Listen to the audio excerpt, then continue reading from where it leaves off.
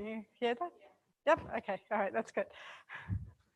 Okay, so my name is Jeeva. I'm a biostatistician and a PhD candidate at the UQ School of Public Health. I am with the Australian Longitudinal Study of Women's Health and the Centre for Longitudinal and Life Course Research hosted in the UQ School of Public Health. I've been a statistician for about 9 years. I'm very passionate about using statistical methods and linked data to sort of answer real world problems. Yeah, I've tutored at UQ, and yeah, but my main passion is really being a statistician, doing statistical analysis, learning about new methods, applying it to data to sort of better understand the association between health and its determinants. So that's really where I am at, really. So today I'll be talking to you about part of my PhD thesis, which is looking at multimorbidity, its measurements for health-related quality of life. That's what HRQoL is, and health service use. So it would be good if you could keep questions till the end. And the other thing I'd like to say is that my tinnitus is really bad today, so I might not be able to hear your questions, but Lee has very kindly agreed to field questions for me. Feel free to yell at me if you've got any angst, frustrations. Feel free to yell those questions out at me. I can guarantee I'll hear them, but Lee's there to help me, so thank you for that, Lee. Okay, so multimorbidity. So I'll talk about what multimorbidity is, how we measure multimorbidity in literature, and then I'll talk about my work, which is the development and validation of a health-related quality of life multimorbidity index. So yeah, so here you can see health-related quality of life, the definition here. Okay. So what is multimorbidity? It's the presence of two or more coexisting chronic or acute conditions in an individual, which may or may not directly interact with each other. So this is what multimorbidity looks like in a person. You can see if this person has 3 conditions. And in context of multimorbidity, we're not really interested in whether the focus on one particular condition, but interested in all conditions in an individual. This is different to the idea of comorbidity, which focuses on a particular condition and individual and a condition associated with a specific index condition. Here you see chronic kidney disease is comorbid with type 2 diabetes. Okay. So why is multimorbidity important? Multimorbidity impacts the individual, the healthcare system, and society. So individuals with multimorbidity have earlier mortality, face disability and functional decline, experience poorer quality of life, poorer social participation. They have to bear the burden of their diseases as well as conditions that arise from their treatment of their diseases. So this impacts the healthcare system because individuals with multimorbidity are very complex to manage. They use more services, and this costs the health system a lot more money. Society, of course, bears consequences of this through direct costs, funding via taxation, so the funding of treatment and medications of people with multimorbidity. So how large is the problem? Multimorbidity is common and is becoming the norm. I will illustrate the largeness of it using data from the 2017 Australian National Health Survey and using data from international studies. So in Australia, 1 in 5 Australian adults live with multimorbidity. And as you can see, multimorbidity is not just an older person's issue. 1 in 10 young adults live with multimorbidity, while 3 in 10 mid-age adults live with multimorbidity. But 1 in 2 older adults have multimorbidity. What about males versus females? So you can see overall, women have a high prevalence of multimorbidity compared to males. And this is consistent when you look at across the life stages, the adult lifespan.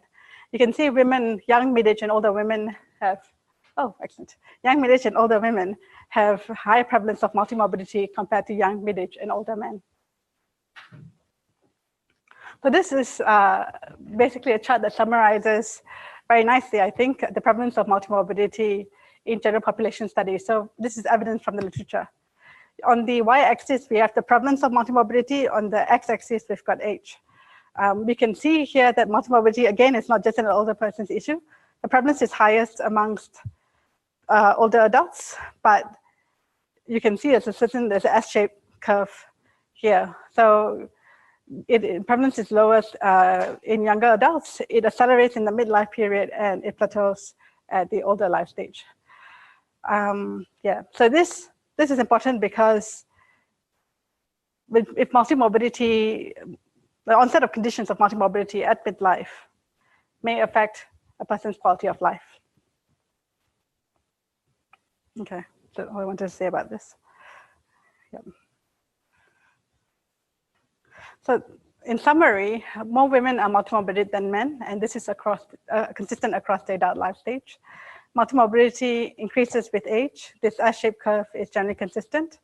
From the literature, there's variation in the prevalence. So the prevalence of multimorbidity can range from 3.5% at age 75 to nearly 100% at age 85.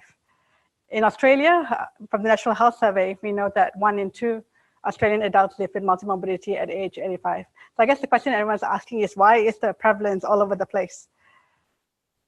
And this is partly because there is no gold standard for the measurement of multimorbidity. The number and types of conditions used by all of these studies can influence the measurement of multimorbidity. So for example, if a study included obesity as a condition, and we know obesity is very prevalent, this can inflate estimates of multimorbidity. There's also biases in methods. For example, some countries, infectious diseases might be more prevalent compared to cardiovascular diseases, for example. So all of these changes affect measurement. And there's also differences in how multimorbidity itself is measured, which I will talk about later. These differences mean that the comparability across studies is challenging.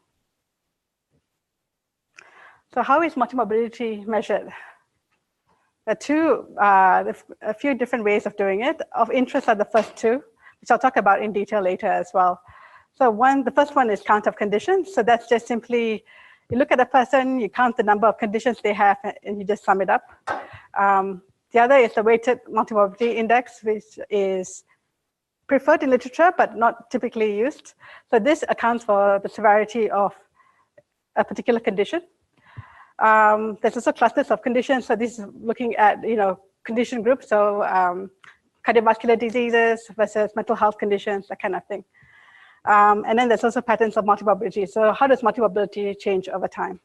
But the key thing here is the question of what data do you have? So if you've got longitudinal data, you can look at patterns of multimorbidity.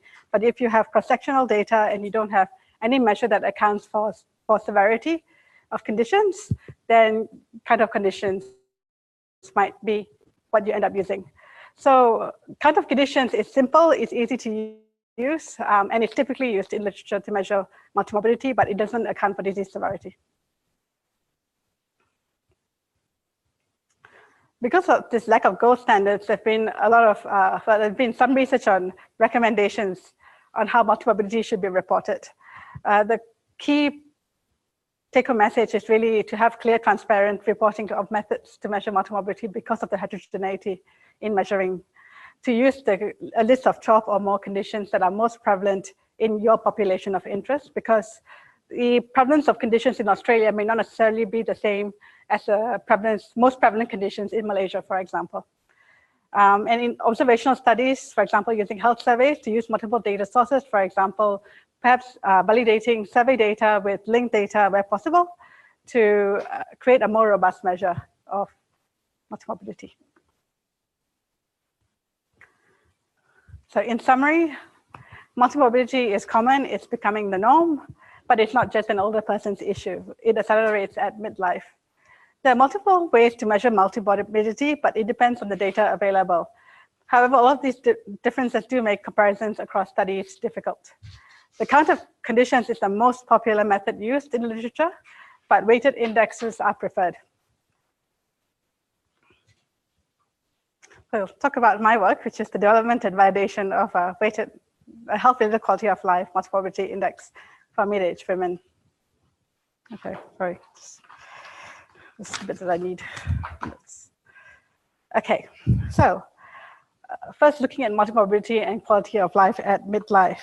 So we know that acceleration of multimorbidity occurs at midlife, and quality of life may be affected with the onset of new conditions. But there's limited information on what happens at midlife. And the midlife stage for both males and females is a period of health transition representing a critical window of preventing chronic diseases and optimizing health and functioning. So this is the focus of my research, really, the midlife phase. I did a systematic review on multimorbidity and quality of life at midlife, and I found that the prevalence of multimorbidity during this life stage ranged from 19% to 63%. Again, you see the heterogeneity. At midlife, multimorbidity is associated with poor quality of life. What was interesting was there's this inconsistent findings, but still findings that adults with multimorbidity at early midlife having poorer quality of life compared to those at later midlife. There were sex differences, but the direction is uncertain. What this review highlighted, though, that generalizability is very limited due to the heterogeneity in the measurement of multimorbidity. Count of conditions was typically used. So the measures, and there were no measures that incorporated disease severity. There was a lack of evidence from longitudinal data, so no multimorbidity trajectories were quantified in association with quality of life. So I'll go back to talking about count of conditions and the weighted index. So why choose one over the other? So count of conditions, it's nice. It's, you know, it's simple. It's a sum of number of conditions, and if you've got 2 or more, you've got multimorbidity. But count of conditions assumes all conditions equally impact on a person's health. So here, based on the size of the circles are all same size, representing the impact of the conditions on a person's health. In reality, some conditions have greater impact on an individual's health compared to others. So here, this might be what reflects reality for a person. Anxiety might have a greater impact on a person's quality of life compared to arthritis and back pain. So weighted multimorbidity indices for quality of life can account for variation in severity of individual conditions. So this led to my research, which is to develop a disease severity multimorbidity index suitable for use in association with quality of life and health service use. So this index, to get this index, we've got 2 components. We've got conditions, which we obtain from self-report survey data, and then a disease severity measure. Here we're using health-related quality of life. And then we combine them together through statistical methods, and we get the health-related quality of life multimorbidity index. I'll step through this process with you. What we want to know is whether this new index is superior to the count of conditions, because let's face it, that's easy to use. You know, if people can use that, why not? So to do this, we used data from the Australian Longitudinal Study of Women's Health. There were 3 cohorts. This study has 3 cohorts, the young cohort, the mid-age cohort, and the older cohort. There's about 20 years worth of longitudinal data from these 3 cohorts of women. So it's a very beautiful, rich resource of data. These women were randomly recruited from Medicare based on their age and sex. They were first surveyed in 1996 and subsequently every 3 years. Of interest in my research is the 1946 and 51 cohort, which is what I'll call the mid-age cohort. The actual data is linked to all sorts of data repositories and government administrative collections. For example, hospital admissions data, aged care data, cancer registries, that kind of thing. I will, in my research presented here, I'll be looking at quantifying GP services used using Medicare benefits schedule. Okay, so this is the analysis data set. I've got my sample here of mid-age women taken from survey 3. These women were aged 50 to 54 years at the time of survey. Those who responded to chronic and acute conditions and responded to health-related quality of life items, SF36 instrument items, were selected for inclusion. So the SF36 is a multi-domain instrument used to measure health-related quality of life. It's a well-used, well-validated measure of quality of life. So these women were linked to Medicare to get their GP services used in 2002. So we've got the sample of 5,000 to 320 women. And now we are going to split this data set to two, the trained data set, which is for index development, and the test data set, which is for index validation. So let's first look at finding our disease severity measure, health-related quality of life. Okay. So we know multimorbidity is associated with poor quality of life and impacts both the mental and physical health dimensions of quality of life. But both the mental and physical health dimensions interact and influence each other. So what we need is health-related quality of life index that incorporates multiple dimensions in a single score. It weights these dimensions based on its importance to overall health. The health utilities are an example of such instruments, and the SF60 is one. So the SF60 measures overall health in a single continuous score. It's derived from 11 items from the SF36. And as I said before, the SF36 is a well-used and well-validated measure of quality of life. So the SF60 is a health utility, so it's used by health economists for economic evaluations of health interventions, but it's also useful to describe population health, related quality of life. It comprises of a health state classification system based on 11 items. There's 11 items here, and a set of weights, preference weights, as a way to score the preferences, the health state levels based on preferences from the general public. Okay, so this is what the SSAQLD scoring looks like. Scores range from 0 to 1, where higher scores mean better health. 1 represents perfect health. A score of 0 represents a health state like death, and negative scores are possible. They represent health states worse than death. Okay, so we've got our disease severity measure here. We've got the SF60. Now let's look at our conditions. Okay, so we have 28, we selected 28 conditions. These conditions were selected based on the prevalence in the Australian population, as well as the association with health-related quality of life at midlife. So we've got conditions specific to women here, like hot flashes at night, sweats, specific to the midlife menopause transition. Okay, so with this, all these 28 conditions are binary, so they're either present or absent. So using these 28 conditions, we derived the unweighted multimorbidity measures count of conditions and its categorized version. So to do this, we just summed the number of conditions a person had recorded present. So this can range from 0 to 28 conditions. And then using that sum, we then categorize them to having 0, 1, or 2 or more conditions. So these are unweighted multimorbidity measures. So in our cohort, in our sample of 5,000 women, aged 50 to 54 years, the mean and the median number of conditions were around 2. So 50% had 2 or more conditions, or 50% were multimorbid, and 1 in 3 had 3 or more conditions. The most common condition reported in mid-aged women were arthritis and rheumatism and depressive symptoms. The least common was chronic fatigue syndrome. We've got 28 conditions, and that's great for count of conditions because that's simple. You just sum it up. But if you want to create a weighted index, there's too many conditions. Fitting 28 conditions in a regression model it's a lot of problems. And lastly, multicollinearity might be an issue because these conditions may be related to other conditions. So we can see here, back pain is correlated with arthritis as well as depression. So to solve this problem, we chose to simplify it. Let's group correlated conditions together objectively. And there are a few ways you can do this. We chose to use principal component analysis to extract new condition groups from the 28 conditions. So this is what we found from the principal component analysis. It identified 6 condition groups from the 28 conditions. The number of conditions range from 3 to 7 within a condition group. And the most prevalent condition group reported was psychosomatic symptoms, followed by bones and joints. And then the least prevalent was cardiometabolic conditions.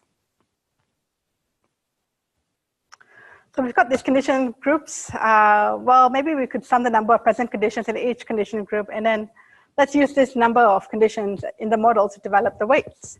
But the problem here is that the maximum number of conditions do vary between groups. And in the model, this number of conditions may not be linearly associated with quality of life.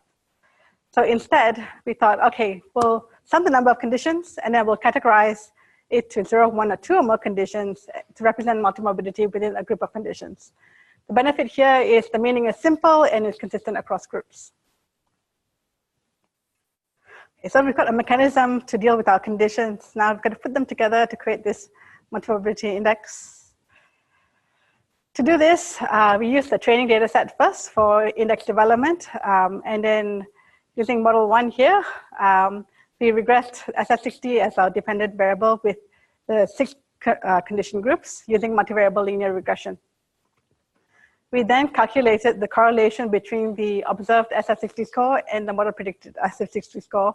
This is used as a benchmark in our testing phase, so model validation phase. So this is the results from model 1. Here I've just shown the point estimates. So you can see the R square is reasonable. The correlation between the observed and expected SS60 scores is pretty good at 0.64. Yes. So what's interesting here is that psychosomatic symptoms and bones and joints symptoms, the presence of any of them, has large effects on quality of life. However, vasomotor symptoms, so vasomotor symptoms are hot flushes and night sweats. So they're basically conditions typically associated with menopause. But they were not, they had very small effects basically on quality of life in this data. So we've got model 1, that's great, but is it really generalizable to unseen data? So we applied model 1 to the test data set, and we calculated model predicted SS60 scores. We calculated the correlation between the observed and model predicted scores, and we compared this correlation from the test data to what we found from the trained data set to assess its generalizability with unseen data. And we found that the correlation was pretty close, which was happy, made us happy, and we decided we can go proceed, we can develop weights based on the point estimates from model 1. So we've got model 1, we've got the point estimates. We're going to use this point estimates to derive health-related quality of life weights by scaling the coefficients and then rounding it to the nearest integer value with 1 as the smallest weight. The weights were derived for variables that were statistically significant. Okay, so this is the full table. I've got the SS60 point estimates before that we've seen, and then I've included the rescaled point estimates and the weights as well here, and the weights. So you can see it in red, the cardiometabolic at 1 is the smallest weight. And to calculate this health-related quality of life weight of 8, you basically divide, so the purple divided by the red, it will give you 8.01, and then you just round it to the nearest integer, which is 8. Okay. So we've got the weights. How do we put them together? So to create the weighted index, we basically use equation 1. We summed weights associated with whoever had whatever level they had for each condition group.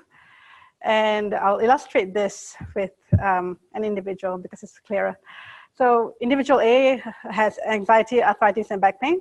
So individual A has 1 psychosomatic condition and 2 bones and joints conditions. So using this equation, we've got weighted level 1 of psychosomatic, weighted level 2 of bones and joints, and none of level 0 for digestion, respiratory, and cardiometabolic. So if you just want to go back, so you can see it's so 1 for yeah. So it's 8, and then 2, so it's 10. Yeah. So to calculate the weighted multimorbidity index for individual A, we use this formula and we get 43.9. So this is the number so the index scores range between 0 to 100, and it means it represents no to greatest impact of multimorbidity on quality of life. We also categorize this using quartiles as best as possible to 4 levels. So we've got this, so this is a distribution of what the multimorbidity index looks like in both the test and trained data. They're pretty similar. They're skewed as well. Right, yeah. So we've got this 43.9. We've got a score 43.9. What does it mean? So we did some additional analysis, and we found that a score of 43.9 would mean that an individual rates their health as fair or poor, and they have moderate to severe impact of multimorbidity on their quality of life. So we've got our weighted multimorbidity index here. Now we want to know, is this new index superior to count of conditions? So the question now is, which is the best multimorbidity measure? We have our gold standard, which is model 1.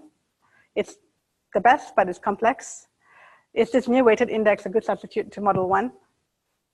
Is a new index better than count of conditions, which is simple and easy to use and typically used anyway? So I guess in summary, derived multimorbidity measures weighted or unweighted. So here talking about the new weighted index as well as the count of conditions and its categorized versions. Suitable replacements to measure multimorbidity in the context of quality of life and health service use.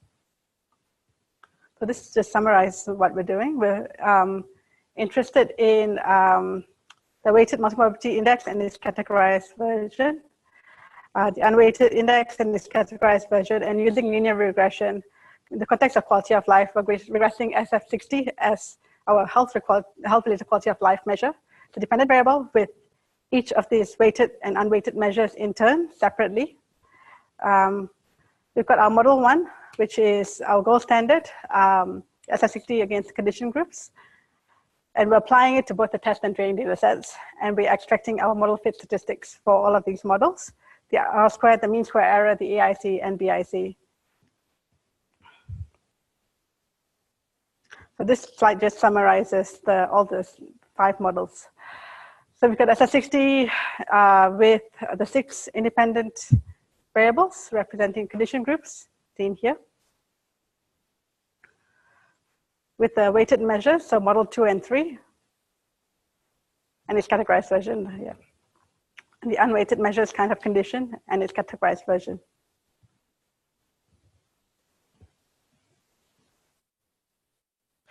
This is the results. We can see model 1 performs the best, but it's very similar to the rest of the other models, in some sense. From the AICs and BICs, models 2 to 4 are quite similar.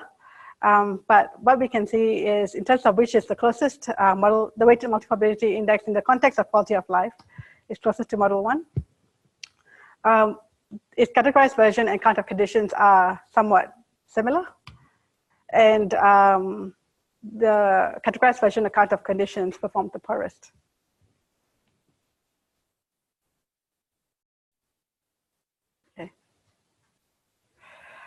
Okay, so we've got this weighted multimorbidity index based on quality of life. So maybe people with more severe multimorbidity use more services. That's the hypothesis we're going with.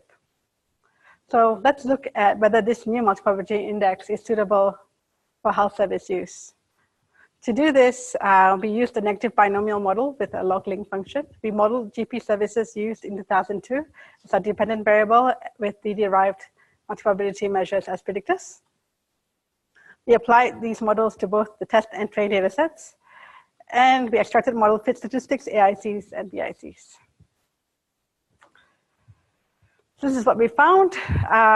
Again, the AICs and BICs are quite similar, but count of condition wins in this case. It's first, but I think that it's close to the weighted multimorbidity index. So I'm giving it 1.5. its categorized version, I've ranked it 2, and the categorized version of counter condition performed the poorest. Now, in the literature, even though count of conditions is suitable or is the best, the recommendation is always to use a weighted multimorbidity index if you have it, because it does theoretically account for severity of conditions. So, yeah.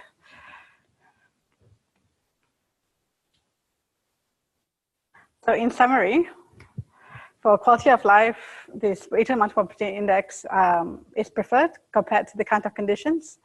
In terms of health service use, you can go either way. You can go count of conditions or weighted multimorbidity index. And because we've did additional analysis and derived meaning from the weighted multimorbidity index, we've got a meaningful measure here that represents the impact of multimorbidity on quality of life. There are strengths and limitations to this study, quite a few of them. But what I'd like to just emphasize is that the weights that were derived here are likely only suitable for middle-aged women due to differences in multimorbidity across the adult lifespan.